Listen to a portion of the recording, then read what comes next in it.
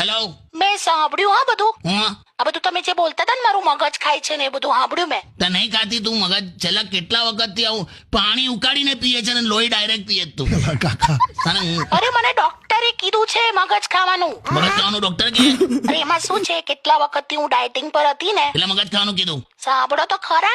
હા ડાયટિંગ પર હતી ને તો કશું ખાતી નથી હું. હા તો એમણે એવું કીધું કે હવે જો એ શરૂઆત કરો ને તમે હા.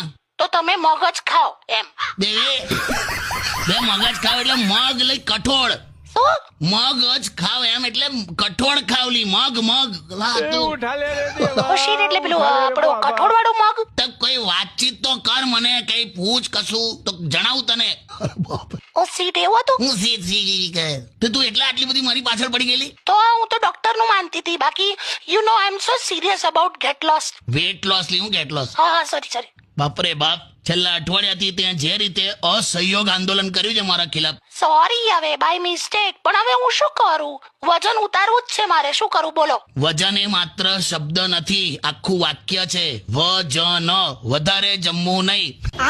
क्या बात कर रहे रे बाबा?